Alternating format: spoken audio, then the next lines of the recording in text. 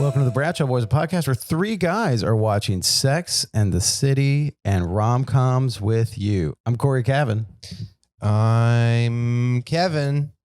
Good morning. It's a morning. We're Johnless today. We're Johnless today. We are. It's the morning. We're potting, and we're Johnless. It's a coffee pod. It will be a coffee, but we haven't even had coffee yet. I don't think a lot of people don't like doing the a look behind the curtain with time. People can pod at any time.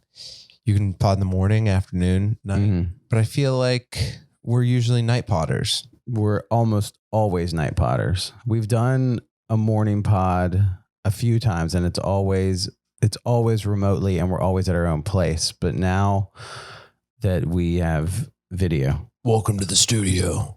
It's morning fight. There's a lot of like Hollywood podcasts that do morning because they're all famous actors with families, and you will hear when they pull behind the curtain, they're like, yeah, well, we all met at 8. We were rolling by 8:30. What one is this? Always Sunny podcast. Smartlist does that as well. Great podcast. If those podcasts want to advertise on this podcast, I don't know if podcasts advertise on other podcasts. All really successful ones that they're like, yeah, we have stuff to do. Exactly. Yeah, exactly. That's awesome. No, they do it because they got to get to their day jobs afterward. Yeah. That's what it is. But we need a good morning movie. We do need a good morning movie. And wow, we picked a doozy today. Actually, we didn't totally pick it. We asked people about it. We asked people what movies we should watch, and this one came up multiple times. And quite beloved. Mm-hmm. I do have... Yeah, it's Beloved by Toni Morrison. Quite beloved. It's which it's banned in many schools. Yep. Beloved by Toni Morrison. Yep. Is Oprah in that? Oprah is in I believe she is. I think she is. We'll fact check that. She's in The Color Purple. Color Purple. Which I think those two movies and those two books always run together in my head. But yeah. So we are gonna now this is my question about it. If Heath Ledger did not tragically pass away, do you think this movie would be as beloved? We're watching 10 Things I Hate About You, first of all. I did we say that? I don't think we did. But the show notes, I was, Yeah, although, listen, someone might be on autoplay, driving a car. This thing comes up. 10 episodes in. Yeah. Here's another thing about those other podcasts that start early in the morning that are professional podcasts about professional actors. They always start by saying what they're going to do. No, they're just like, okay, it says Steven Spielberg's going to be on in the notes. Yep. And then he shows up. Yep. He's like, you know who else says when I did Jaws. Yeah. So what you just did was him saying, here's my premise. And that's Steven Spielberg. That's how he starts something. No. Anyway, we got to end this early because we both have work to go to. we have to do other jobs in this podcast. 10 Things I Hate About You. I don't know. I think because I know he's like super charming in it, and he's his acting talent shines through. I would say you can tell how good of an actor he is in this movie, and that he's not just in a teen romance movie. He's Heath Ledger. Yeah, I remember seeing it at one of my friends' houses, like in early high school. Mm-hmm. And it was, I mean, not memorable besides when he goes up and down the stairs. Yeah. Yeah. Singing. When he sings, I love you, baby. But I think I might remember that even more from Culture. Yeah. Than from when I watched the movie the first time. Yeah. And then Alex Mack is in it. Is that Alex Mack? I'm not sure. We'll look it up. Yeah, I mean, there's also the party scene where Julia Stiles falls. She's dancing on a table, falls, maybe hits her head or just like eats it. And he comes and picks her up. And I'm pretty sure he picks her up. So I think you see his like charming to the rescue-ness there. It is Larissa Oloynek, Alex Mack. Remember, she can turn into slime and crawl under the door. So what is that from? Because Alex Mack is not really in my history of. It's like it's a Nickelodeon show. Gotcha. And she was like, she was kind of like a science nerd. Okay. And then she could turn into goo and then crawl under, like go under doors and stuff. Okay. Cool. And what was the name of the show? Secret World of Alex Mack. That's what I thought. Okay, cool. And it was on Nickelodeon. What's crazy is it says here it was only 2 seasons. Oh no, never mind. Season 4. Okay, so it's enough.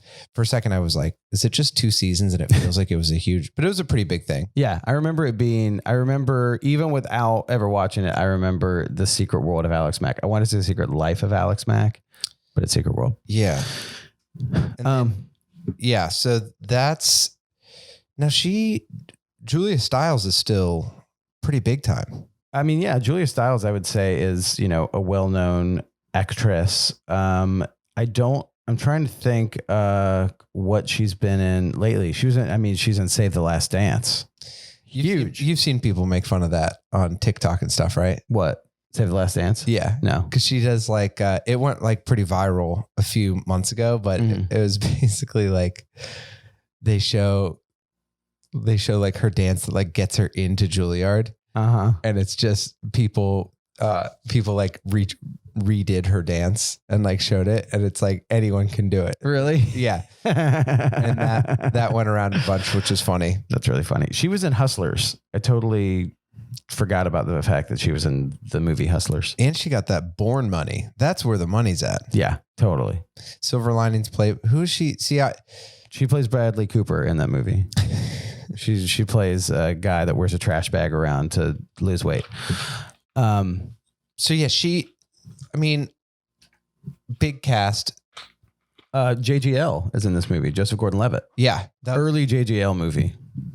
Yeah. Before he started hit record his big online movie thing. And it's like a whole community. It's a community. You don't just watch it, you live it.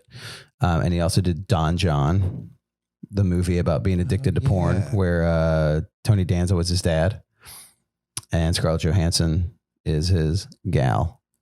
Yeah, I didn't see that. Man, there's so many of these like I guess that's like a mid-teens movie, 20 teens movie. Yeah. And then he did 50-50. That one was good. 50, yeah, him and Seth Rogen. Yeah. So like a lot of big stars coming out of this movie. What I'm always amazed by is like, now that I'm a little older, it makes more sense, but that it's like, oh, it's the kid from Third Rock from the Sun. And then when they become a mega superstar, with a lot of actors like that, I'm always like, oh yeah, there's the ones that are savvy enough to like take it to the next level. And that's like where they like breed superstars. Yeah. Like Ryan Gosling was on Mickey Mouse Club. Yeah. Yeah. Totally. So yeah, like Julia Stiles, Heath Ledger, ended up becoming one of the biggest actors in history. Yeah. And that's even before he died. Like, even if he wouldn't have died, Totally. Brokeback, Dark Knight. Even though it's not a great movie, in my opinion, but like Knight's Tale, huge movie. Yeah. But yeah. Was he Australian? He's Australian. Yeah. Oh, 10 things I hate about you. 1, your sonnies. Yeah. Oh, oi, mate. Your sonnies look, hey. Oi, mate. 2, you're not a legend. We're just doing British accents. We're not doing Australian accents. I can get into Australian if I have to. You got to have the way to get into an Australian accent. You say, yeah, kangaroo. Yeah, that's it. No, the trick is, what do you do what does the sun do when it comes up in the morning? Rises. Yeah. And then you say, what's this direction? Rises up. We just say rise. Don't say rises. Up. Rise up.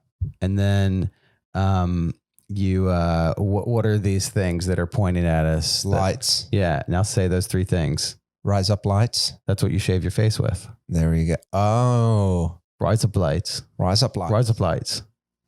Rise up lights. Oi, mate, I need to get some rise up lights. And then, get a coffee. The fourth thing I hate about you is when you make me say other words, but they're actually the words we say.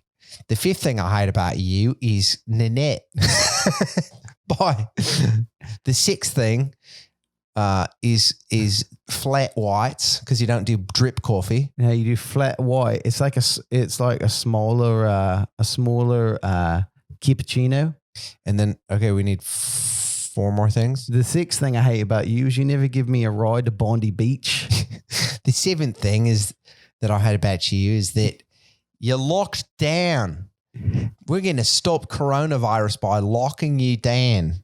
The eighth thing I hate about you is you single-handedly are destroying the coral reef. And the ninth thing I hate about you is that Kangaroo Jack was not a good film. And the 10th thing I hate about you is that Perth is such a long flight away. All right, we did it. Shout out to all our Australian listeners. We have some. Yeah, we do. Yeah. So this movie is a retelling of Taming of the Shrew. You're a big Shakespeare guy. Oh yeah, I thought he was one of the best. He was all of the best because he was not just one person. Taming of the Shrew, is that when you're teaching a dumb? It's kind of a friend Pygmalion, right? Or no, the guy tames the shrew. It's about it's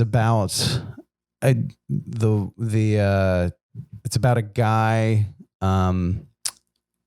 training a woman. Is that what it is? Yeah, taming of the shrew. Yeah, she's a shrew. She's like a mean little woman, and he's like, "All right, I'll whip you into shape to be my wife." Yeah, I mean, honestly, redo this movie.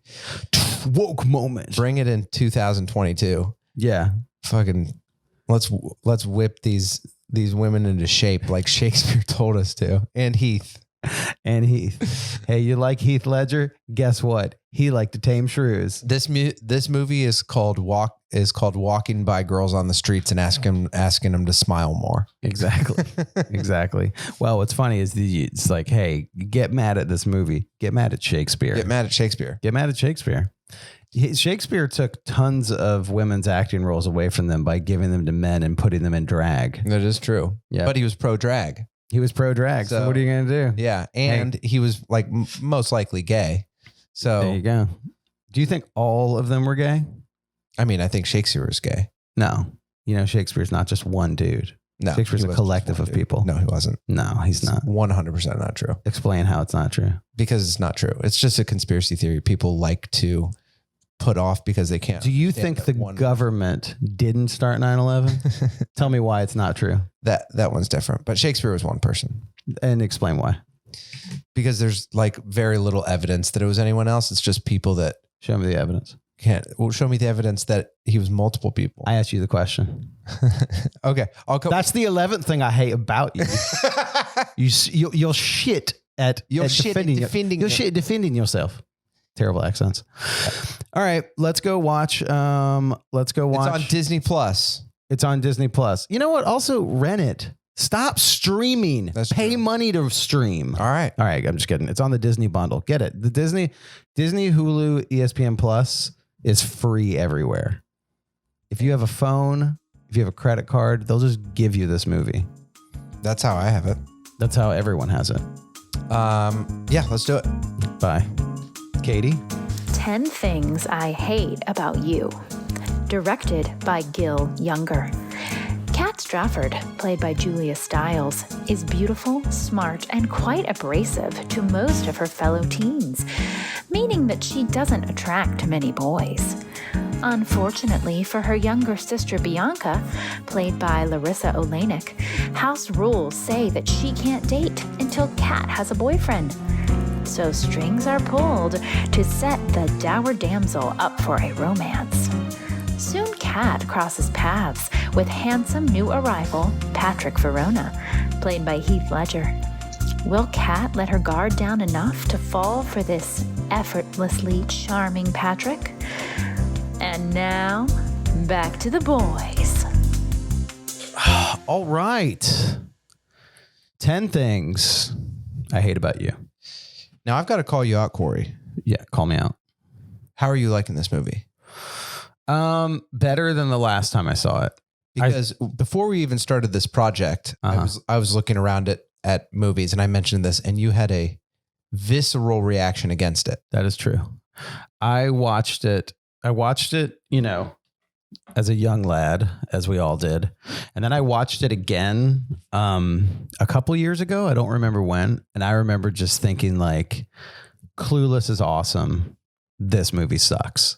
Yeah. And watching it again now, I still like Clueless better. But I'm liking it better than the last time. I think the thing that I like react strongly to is the version of cool high school that's put forth in movies and TV shows. And it's different depending on where it's at. Like if you look at a Nickelodeon show, it's always like the kids run the school and the teachers can't get it together. Mm-hmm. And like this one is kind of the same, but I think I react strongly to like Heath Ledger just smokes and drinks in pool halls and hangs out with like Hell's Angels. Yeah. And all the kids seem to live these lives where they're not even college kids. They're like 24 years old. Yeah. And it's very unrealistic. But I think that I've also been like, I mean, whatever. They're setting up the world of it. Yeah. And it makes sense. And it is actually kind of cool how it's a big like ecosystem of characters. Yeah. And I do think there are schools that kind of, kids don't do that kind of stuff, but I have seen high schools that feel like giant campuses like this. Yeah. And it actually makes more sense maybe for the West Coast than the East Coast. I don't know. Yeah.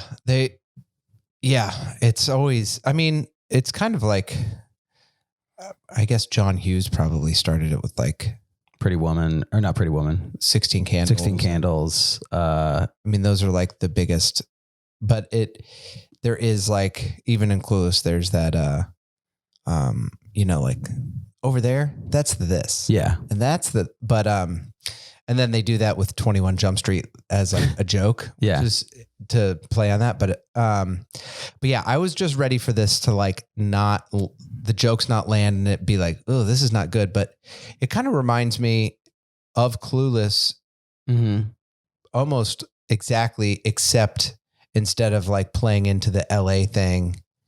Yeah. It's more, but I mean, I guess Clueless wasn't a huge hit at the time, but this is 97. This is 99.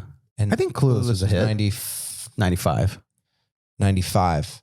I was just wondering if like Clueless didn't do so well that they're like, we got to do more of these. But this is like very much a cousin of that, even though in my brain they seem like totally different times. Cause but yeah, it's just like, I'll say one, edgier jokes than most movies we've watched. Totally. I mean, I think I might know one of the ones you're thinking of. Well, just like some of the Allison Janney is like writing like romantic. She's like writing like 50 Shades of Grey. Yeah. Like she's disciplining kids. And then like she makes the joke about Heath Ledger gets pulled in for pulling out of, he's pretending that bratwurst is his ding dong. And then she's like, wishful thinking. Yeah. And then she writes that into her novel. And then she says, Heath, you got a big cock? What? Yeah. But yeah, no, there's like some dick jokes. There's like some, there's like, I don't know, allusions to sex. I guess in Alex Mack, what's her name? Larissa Olenek or whatever. Mm-hmm. They Joseph Gordon-Levitt is like, she has black panties about Julia Stiles. Yeah. And they're like, what's that mean? They're like, it means she wants to have sex. That's what she tells him. Yeah. And then he's like, maybe she just likes the color. And she's like, you don't buy black laundry unless you want someone to see it. Hell yeah. What if she's actually buying them because she's going to shit her pants later and she doesn't want anyone to see it? Yeah. It's probably what it is. She's just gotten into drinking coffee.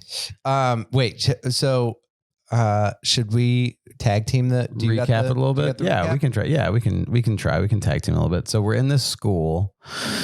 Heath Ledger is, I believe, the new kid in town from Australia, kind of the bad boy. Allison Janney's A bit of a bad boy. a bit of a bad boy. Smokes in class. Smokes in class. He's Australian. Has a big old. One of the funny things about is like he has such a cool disconnected vibe, Yeah. and then that type of person doesn't also do bratwurst dick jokes. Yeah. Do you know what I mean? That's just like, yeah. So what's her name? And then it's also just like, blah, blah, I know. Totally. Yeah. He would just never come to class. yeah. Yeah. Totally. Okay. So yeah, he's there. We've also got the really, really cool guy. I'm gonna look up character names so we can keep track because there's so many people. We've got Heath Ledger. His name is Patrick Verona, which you said is the Shakespeare reference. Verona. Two Gentlemen in Verona. Yep. And then Which, you know what's great about that? The theme of Two Gentlemen in Verona. And I wrote a college essay about this. mm-hmm. The theme of Two Gentlemen in Verona is bros before hoes. Are you serious? Oh yeah. The whole thing is just like boys come first. Don't let girls fuck up the hang. That's great.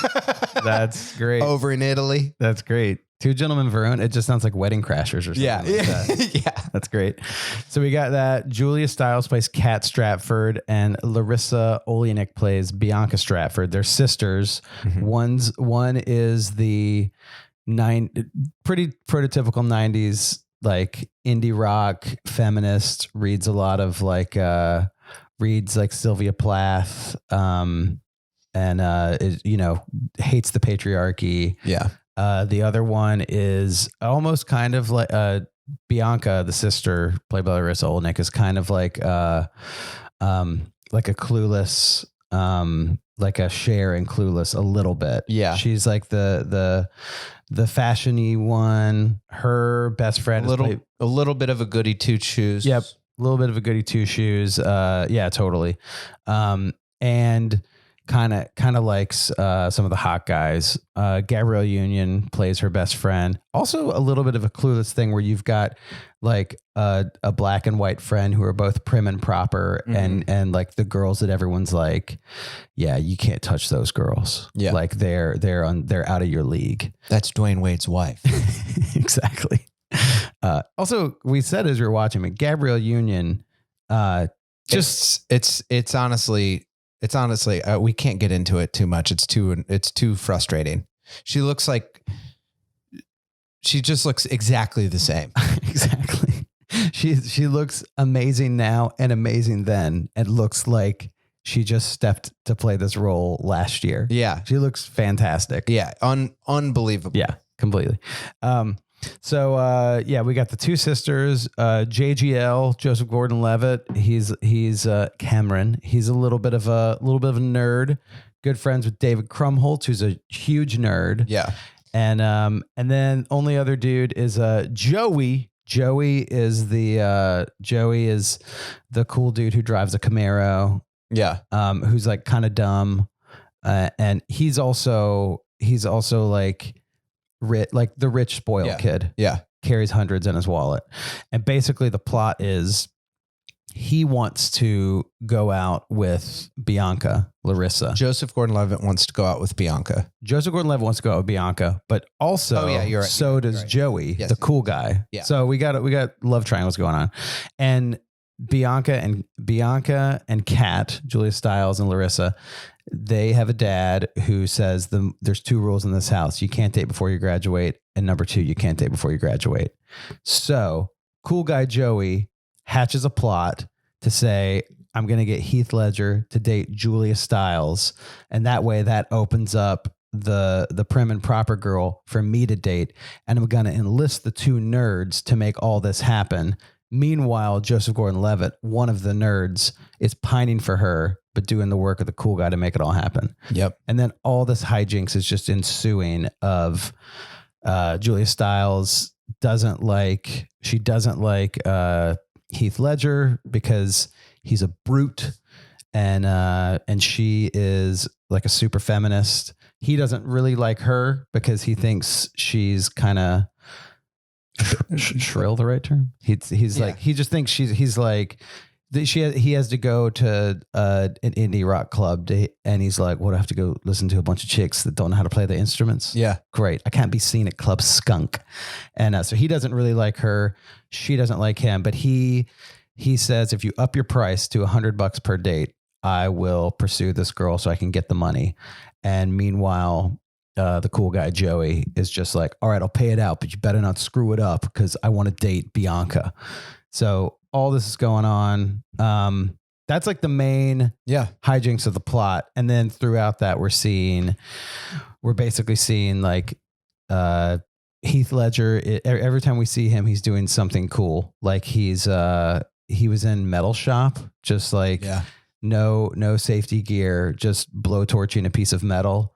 He's in a motorcycle bar. He's in a motorcycle bar playing pool. Meanwhile, JGL and David Krumholtz, the other nerd, are like trying to fill him in on the plot. And I guess the place we left it off at is there's about to be a huge party. The other thing I think is, they throw out flyers at the school and they're like, big party come. So I think what we're going to see the next time we watch this is that it's all going to come together at this party. And Heath Ledger's probably going to somehow fall for Julia Stiles. And then eventually Julia Stiles will fall for him. And they're going to be like an unmatched odd couple. So who's the shrew in all this? Her or her sister or both? I think Julia Stiles, it would be interesting to see what a lot of times shrew means innocent young thing. Well, I mean, I always thought we should look it up, but from our gut feeling, from what we think it means, what I always thought it meant is I always thought Chamie the Shrew was there was a woman that a guy was trying to court and she was not interested and she was kind of hard to snatch, to romantically get. And she was like, I'm not interested. And so through romance and trickery, being like, I'm going to steal your heart, he's trying to like tame this woman who, and this is where I don't know if I'm totally dead on, but like, not only is the woman not interested, the woman almost has a little too much attitude for him. And so he is like going to snare her heart and through a romance kind of like, basically, I mean, it's in the title, like basically like tame her to be like, I'm going to make you fall in love with me so that you're more agreeable and that you love me, which is why it'd be great to see a 2022 remake of it.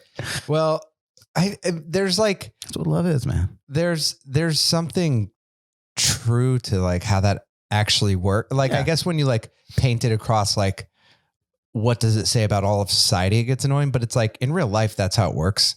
Yeah, totally. Because in real life, it's like, maybe someone's not going to be as aggressive, but any girl would just be like, yeah, there's a bunch of fucking losers out there. That's why, it's like, totally. So and then it takes like, and then a lot of guys, in Crazy Stupid Love, which we're also watching, it's kind of the same thing, that it's like, it's you know what I thought you were going to say? What? Just this crazy stupid bitch. No Styles. You got to what? The wires got crossed in my head, and I had forgotten that we're also watching Crazy Stupid Love, and I thought you're going to say Crazy Stupid Asians, and I was like, wait, that's not the name of a movie. Yeah, should they be making Crazy Stupid Asians in 2022? I mean, it would just be like, whoa, who made this movie? What? It's our parody. Hey, here's the thing. It was directed by Ang Lee. So it's his movie. It's called Crazy Stupid Asian. Oh, no. I'm sorry. That's just what I call Parasite. Oh, no. It's just about the rich ones. It's about a bunch of hijinks. The poor ones that happens. Yeah. It's like the rich ones are the stupid ones. The stupid ones. The poor ones, that's the crazy rich in heart. Yeah. Yeah, totally. Oh my gosh, that's so funny. But no, you were saying Crazy Stupid Love and not Crazy Rich Asians, which we should also watch. Yeah, we should. Like massive film that makes a lot of sense. The biggest like recent rom-com, I would say, or rom move. Yeah, totally. Which also they chose to not do streaming. and chose to put it in theaters. Big old box office. And it made like insane box office. So in Crazy Stupid Asians,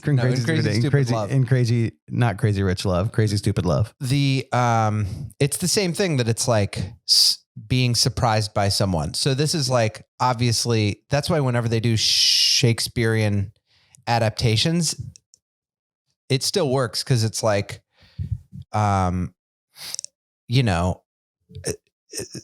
like the rules of like, we must tame her. Like that feels old school. Cause it is old school. Yeah. But it is like Ryan Gosling's out there, like just trying to bang anybody. And then like this one girl surprises him by being like, oh, there's more to you than that. Right. And so it's like, I think a lot of times these stories, and it can annoy me. I update everything, like, cause there's lots of out of date stuff. Yeah. But a lot of times you get to the end of a movie, and this happened a bunch with the movies we watch. You get to the end of the movie and it's like, yeah, the message is fine if you can fucking chill until we get there. Cause the message isn't like, isn't it good that this smart guy tamed this dumb bitch? Right. Right. It usually, that's like the start of it. And then by the end, you're surprised in a way of being like, oh, they both learned a lot. Yeah. I was going to say, if the story's good, then it's actually like, oh, Heath Ledger and all these other people, like the guys get their own lesson as well. Yeah. And then and I actually think it's like, it's kind of really smart and works well that, when you realize like how much Julia Stiles' character like holds up, I'm like, even the words that she uses, at the time, I bet you watched this and it was just like, there's like the black teacher who's teaching about Ernest Hemingway. And he's like, and someone's like, Ernest Hemingway was awesome. She's like, really? He was like an alcoholic. Like, I don't need to hear more about like dumb, like toxic men or something in a patriarchal blah, blah, blah. And then the black teacher says something about like black writers. Yeah. He's like, why don't we live? Yeah. Like I'm tired of what you're saying. Yeah. And like with all your modern feminism, you wouldn't even read a black writer? Yeah. And then it cuts to two white Rasta dudes that are like, yeah, man. He's like, and the black teacher is like, don't get me started with you too. I'm like, great. I was like, that is really funny. It is, totally. And also I was like, I wonder if partially that's why they said it in Seattle, which is like a mega progressive type coastal city, that it's like, and she wants to go to Sarah Lawrence. Like she's clearly like a breed of woman that's now like pretty mainstream, but at the time, if you were, cause even in the movie, it's like, oh, that's the crazy, annoying person. But a lot of her ideas are out there in a mainstream way now. Yeah. Yeah, totally. In the past 20 years. Totally. Yeah. And and I think that was, John and I talked about this on another episode, but we were talking about, I was saying how I feel like the 90s are popular and it feels like we are cyclically back into the 90s in a lot of ways culturally. And there's a lot of girls out there wearing chokers. A lot of girls wearing chokers, a lot of midriff shirts, a lot of kids. I mean, you probably see it with adults, but you see it more with teenage kids getting close to Jinko status. Yeah. Baggy pants back in, and a lot of low cut Docs. Oh yeah. Like sure. those are cool shoes again. Yeah. But that archetype of the Julia Stiles character is a very 90s character. And you're right. It has come super full circle to where that is just a main part of it's like in the consciousness of, like a more liberal woman who is like, yeah, I don't want to read, like, actually there's a lot of toxic things about Hemingway and we shouldn't just be praising him, at least without awareness. Yeah. It's come full circle. Wait, was he set to, and who's the artist they were talking about? Was it Hemingway that hung out with Picasso and picked up? Yeah, she was like, she was. Yeah, I think that she said that he just hung out with these other contemporaries and then drank and fought. Yeah. And was she saying he was drafting off of his other contemporaries? I think he was just banging Picasso's leftovers. Oh, that's what it was. Yeah. Picking up his crumbs or something like that. Yeah. I some of my first friends in the city years ago, I like ran into this group of people through comedy classes that were all Sarah Lawrence graduates. And they were so they were like very cool people, but like the Sarah Lawrence stereotype like definitely holds up. They were such like art kids who were just incredibly like spoke in like social theory. Yeah. In anything that we would talk about. Yeah. Like feminist social theory and like all the time. Oberlin. Yeah. Totally. All those like, those schools are interesting places. Yeah. Because they're like, that was so, you walked around that so just, curiously. Those are interesting places with curious ideas. well, the thing about Oberlin, this is a very quick side thing, but what I was thinking, there was this lawsuit at Oberlin where there was just like a nice family bakery and they accused someone of stealing. And then like the entire, I could be getting some of this wrong, but the bakery ended up winning the lawsuit. But like everyone on the staff. So think about, you're at Oberlin, right?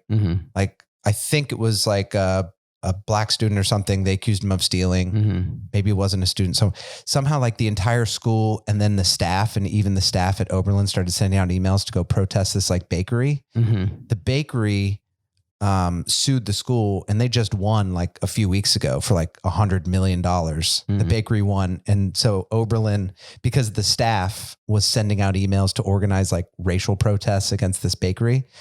Anyways, where I watched that movie, the lawyer for that represented the bakery was the lawyer for that entire case. And it was like a nationwide case. And that's where I watched 10 Things I Hate About You. Oh, really? Yeah. Because I would go over to their house and I was friends with that whole crew. Wait, you watched 10 Things I Hate About You at the house of the lawyer in the Oberlin case? Yeah. How did you know the lawyer? We went to high school together. It's the Placus family. And I was just reading about this case and then I was like, and Oberlin's like a very Sarah Lawrence type school. Totally. Yeah, so yeah. I was like, Daddy Placus. But yeah, Mommy Placus. All that's because like Lena Dunham went to Oberlin. Yeah. And I don't know the ins and outs of the case. I just know it was like a crazy case of like, of like a very, very, not even like liberal. The word's not even liberal because it's different than that. It's like, it's not, I don't know what, well, I think it depends on what side you're coming from. Cause some people would be like, those colleges are bastions of liberal thought. Yeah. And then also it's like, well, so are a million other universities, but I think it's different than that. Cause it's like, there's like a certain amount, there's like Reed College, I think. Yeah. That as well. Sarah Lawrence, what is that? Barnard kind of. Yeah. Barnard's an all women's school in New York. But even that, like, since you're in New York, you're not like on this island, because that's what it's like. I'm like, why did Lena Dunham go to school in Ohio? Right. Like, and Sarah Lawrence is similar, that it's like you're isolated on your own little campus and it creates its own little world. And then you go out into the world. But yeah, that's wild that you watch 10 Things I Hate About You. Yeah. with that family. But all that to say, I feel like Julia Stiles' character holds up in a way that you're like, that's pretty awesome and is not it's kind of like the future in a way. Totally. Yeah. And there's something about, as mean as she's supposed to be in this, there's something that it's like great casting as an actress. Cause you're like, man, I like you. Yeah. I like you. I want to know what more is there. And also I like how you're pushing against your dad. Yeah. How you're pushing against your school. It's one of those people that there's just the annoying people or that are like mean. And then there's someone that's like, no, she wants more out of this world. She doesn't want to stay at home. She hates that these people annoy her. Yeah. And I'm excited to see where her character goes. Well, it's like, you can see that there's depth behind someone and you can see that there's substance and you can see that they're actually, even if you sometimes disagree with what she's going with, like she is going for justice and awareness of things, as opposed to just wanting to fight for fight's sake, where she's like making good points about things. Yeah. And she kind of has it all. She's missing like one thing. If she could land a man, she'd be the perfect package. Gosh. Oh man. Oh, if we had Kat Verona on the pod, she'd be so pissed. Oh, she would already rail into the fact of she's like, You're like, oh, 3 guys. And we're like, actually 3 guys breaking down this female character. We'd be like, first of all, it's 2 guys. John's not here. yeah. Second of all, we just turned your mic off so you can't talk anymore. Exactly. You're on mute, Julia. Cat got your tongue. All right, get out of here. You're fictional. Get out of here. You were the brainchild of famous gay male William Shakespeare. That's right. And his collective of writers. Yeah. Do you think Shakespeare had, let's say he was one person. Do you think he had like assistants to help write things? The same way that any famous artist has, like Jeff Koons has an entire studio of people. I mean, there's probably his confidants, but I don't think there's many writers that have assistants that write for them. Paul in the Bible. Drake. Yeah. There you go. Drake. Yeah. I would put Shakespeare more along the lines of like a Kendrick Lamar though, not Drake. So was Shakespeare out there just buying up other people's plays to then take bits of them and put them in his own, like Kendrick does with 100%. albums? Yeah. King Lear, all of these things are based off older plays. Interesting. But I will say, by the way, what I just said is not a slide on Kendrick Lamar. It is his process. But we were talking about it last week. He bought a full Flying Lotus album and then didn't release it. But he bought it for the beats. What do you do? What do you do when you're one of the greats? It's not stealing. It's what is it? Stealing is the whatever. Steal like an artist. Yes. But they lean into the Shakespearean language more than Clueless. Very, very much so. Yeah. Clueless is Jane Austen. Oh yeah, you're right. Yeah. Jane Austen. But they lean in. There's actual lines from Shakespeare in this, and it stands out in a way that it's pretty cool because the actors can handle it. But like Joseph Gordon-Levitt, I'm making this up, but he just says something. He's like, oh, with each passing moment, my heart palpitates such or something. Totally. And then it goes back to normal, but it's like, totally. It kind of twerks your brain a little bit. And then you're like, oh yeah. And it's kind of, I don't know. I kind of like it because it's like, in a way, it's like, it's so dorky to like revive Shakespeare for like high school things, but when it works, it works. Well, it also kind of feels like when you're watching it, it feels kind of like a high school play a little bit, like the tone and the pentameter, the pacing of how they're doing the lines. Mm-hmm. And then also just the movie feels like it's in motion a lot of the time. Yeah. You're following kids through hallways. Yeah. There's that one really shot that you were like, you're like, there's that one really cool shot where they're, the 2 nerd guys, JGL and David Krumholtz, are talking and like the camera's swooping around them the whole time. Mm-hmm. And then like when they walk into the music club, it's like a Goodfellas type shot. Like there's always motion. So it feels almost like when you watch a play. Someone told me, one of my improv teachers, he told me it was called the bustle at the beginning of a musical, where it's like bum bum bum bum bum bum, and someone walks in, he's like, oh, I've got to get back to my bakery. Oh, well, what am I going to do to get my child to school? Yeah. Everyone move along. Like it's that kind of thing. Yeah. It feels like that through a lot of this movie where you're in hallways and you're just following character to character, and then you are all of a sudden things stop. And you're in the home, and then the dad comes in and he's like, what are we going to do about your grades? Yeah. And it's like, it feels like they're doing a good job with the pacing of meeting all these characters in the world. Do you know what's funny is because since this is, we usually break down like love and romance. Mm-hmm. That's sort of, I mean, I don't have kids, so maybe I'd feel different if you have a 16-year-old, but it is funny to be out of high school and then think about your crushes, think about the first people you fell in love with, mm-hmm. and then this is going to sound depressing, but it's not meant to be. But then you're like, it's one thing when it's like a few years ago but then once it's like further and further back, you're like, what's even the point of like when you liked someone in high school? Yeah. When it's just like, so it's funny when she asks her dad to be like, no dating, because there is something that you're like, oh yeah, there was all these girls that I was like fucking so in love with in high school. And then it's just like, what are they up to? Like what was like, we hung out for like a month. And I guess it's like, they all went to Oberlin. They all went to Oberlin in Ohio, where you're from. And they're just writing articles for insider.com now. But it is funny to be Insider. Thank you for the piece you did on the Bradshaw Boys. Thank you. Thank you very much for the piece you did on the Bradshaw Boys. But yeah, it is. Yeah. Well, because, and I think of that because it's harder to analyze the discussions of love in a movie like this, because it's like, yeah, it's like high school when you like a person. It's different than these other storylines where it's like these great stories of love. And maybe it'll lead more into that in the second act, because this was a lot of business setting things up. Mm-hmm. So there's no one that, besides Joseph Gordon-Levitt being like, oh, like huge crush. Yeah. Which of course he's going to win over like douchebag. Yeah, totally. And like a great power flip. Yeah. I would love it if douchebag just ends up with Allison Janney. Like, that would be awesome. Well, no, you're right. It actually does. Gets canceled. I will say that here's the difference between Ohio schools and schools in New York. The women teachers here in New York cannot stop fucking the students. Is that true? I don't keep up. I don't keep up with that. News. Whenever that happens, it's on the front page of the New York Post or Daily News. And when I like walk past like whenever I'm going to the subway, I see that by my bodega.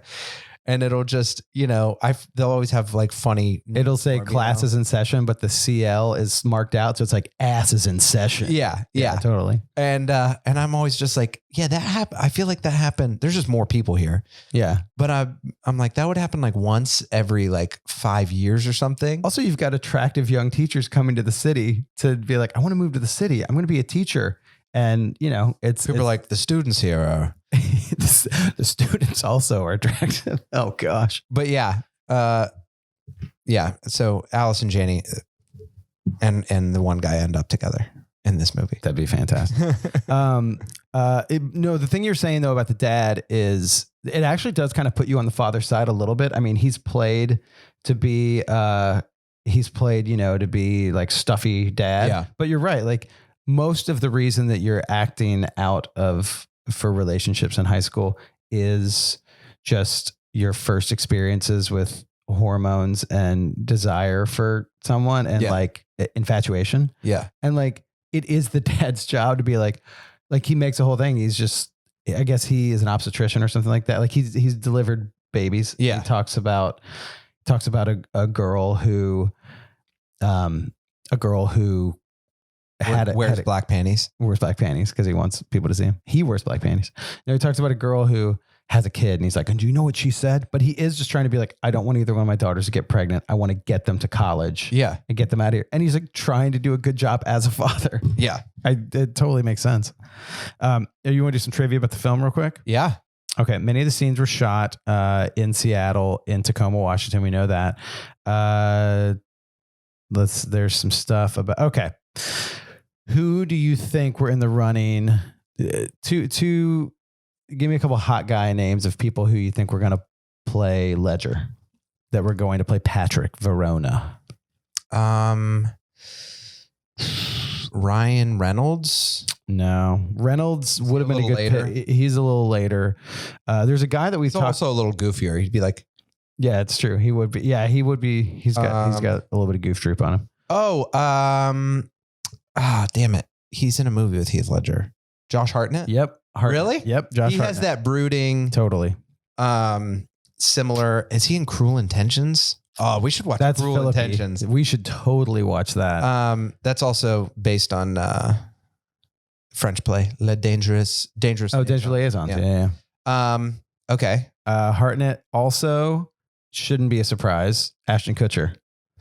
Kutcher kind of has a little more of the jokes a little bit. Like he's got the star. He absolutely has the star quality, but there's a different kind of comedy that comes through with Heath Ledger. I feel like now that you see it with Heath Ledger, it's like he's the perfect one. Yeah. I mean, I wonder if it's looking back in time, but there's something that it's like this, because I remember when he got Brokeback Mountain, I was like, what? Yeah. I was like, is he a good actor? Because I had seen Knight's Tale and this and like other, and then, and you look and there is something even just in his looks that is like, you look like a different, obviously Ashton Kutcher is massive. Yeah. But there's something different about Heath Ledger that it just makes sense that people were pining to work with him. Totally. Also on that Oscar type. Yeah. Yeah. real. I don't know what to say. Like real movies. Well, yeah, like Batman. like you know, yeah, like a completely. Now I don't know what to say. I was gonna say like heart wrenching, but like heart fulfilling, like art film. Yeah, not really an art film, but a romance movie. Yeah, and in this, he still does have like the pitter patter. Yeah, it's a teen movie. Yeah, yeah. Good looking dude too. Dude, you look at him and Julia Stiles in this. You're just like, you guys are like, they have weird looking features. Yeah, like their eyes are weird and their lips are weird and they're totally symmetrical. Yeah, yeah. And you're like. Oh, yeah, you don't look like a normal person. Also, you have to say, Krumholtz killing it as his type, because you think of, it's funny because you think of like, we're saying you don't look like a normal person. Krumholtz also, like, seeing him in person, I bet you were like, oh, yeah, you pop physically. Yeah. Like he just plays the type of character actor. He plays the character actor. Yeah. And does it so well and leans into that so well. Yeah. Also, one of my favorite things in Brokeback is like when you get to the end of the movie and Heath Ledger plays an older version of himself so well. It doesn't look like he just has like gray spray paint in his hair. Like he plays, because you know the movie is like over the course of I think 15 years. I haven't seen Brokeback since the day it came out. I think I told you and John I watched Brokeback. I flew to Montana for work, and then on the way back from Montana I watched Brokeback, and it was the first time I got a random upgrade. First time I've ever flown first class, and I just got a cocktail and watched Brokeback Mountain in first class. That's awesome. Fantastic. Shed a tear. It was such a good movie. It was like a year ago. It's great. Also to play Kat, to play Julia Stiles' character. Who want to just tell you? Yeah, I don't. Katie Holmes. Katie Holmes auditioned. The role was actually given to Kate Hudson. Oh, wow. Kate Hudson. But Goldie Hawn, her mother, did not like the script and forced her to pass on the role. Really? Yeah. Wow. And then Kate Hudson, I wonder how close it was. Katie Holmes. Not a bad Katie Holmes. I love Surrey. My daughter. Side smile.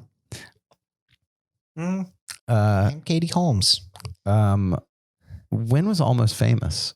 99. So Kate Hudson, probably shooting too old. Probably shooting, totally. Probably shooting Almost Famous very close to the time when they're shooting this. Oh, and like we said, there's a band. There's a lot. I mean, very much like people mention the soundtrack a lot. There's a cover of Cheap Trick, I Want You to Want Me by Letters to Cleo. The other Letters to Cleo song that I was going to tell you that you would definitely know. Let's see. The sound. This one? Here, get ready. You're going to remember this. You don't remember that song? Kind of huge 90s song. Kind of. Or that's the band that's playing. That's the band that's playing. Skunk Club. It's Skunk Club, and they're the one that do the Cheap Trick, I Want You to Want Me cover too. This soundtrack seems like maybe it's just based on the time, but very in similar vein as Clueless. Totally. Totally. So much. I mean, like, I'm going to look up the soundtrack, but yeah, I also want to know when the movie, Not Another Teen Movie came out, because I feel like there were all these movies like Clueless, Cruel Intentions, Can't Hardly Wait. Cruel Intentions is like less. She's All That. She's All That. At some point, Not Another Teen Movie swathed all these. Yeah. Yeah. Well, we're going to watch the next chapter of this. Oh, sorry. The best part of the to cut off our ending, but the best song here. Yeah. That starts out the entire movie. It's been man, they got to it first. Yeah. It's like, what an opening. Boom. Like that's how that is like how you start a movie. That's not a credits song. That's an opening one. I saw the Rolling Stones and they started with Start Me Up. Oh yeah. And I was just like, yeah, you can't close with that. That is like, it's made to open a concert. Absolutely. It's been awesome. Thank you guys so much. Hope you're enjoying this. Follow us on Instagram. Follow our YouTube if you want to watch this. Subscribe to our YouTube. Ring the bell for new videos. Go to our Patreon. Sign up for our Patreon. All that stuff. And you said it last time, but leave us a review on iTunes or follow us on Spotify. It's been a while since we've had an iTunes review, and we don't just say that. It does help us a ton. Yeah. But also, we like to hear from you. Yeah. We love to read those reviews. And suggest movies. Anything you're thinking, feeling about us, let us know. We're gonna get some Sarah Lawrence grads. They're gonna be like, I have a few thoughts. Let's talk about that Oberlin case. Here's what really happened with that bakery. Okay, so sure, they won. Let me talk to you about the owner of the bakery. Let's talk about all the other things he's done. There we go. All right, later, taters. What an episode. The Bradshaw Boys stars Corey Cabin, Kevin James Doyle, and John Sieber. The show is produced by me, Jeremy Balin, and narrated by Katie Sieber. This podcast is part of the Seltzer Kings Network. Check out all their great podcasts at seltzerkings.com. You can find the boys on their socials at The Bradshaw Boys or on their website at thebradshawboys.com. And as always, if you see them in the street, tip your glass. Thanks for listening.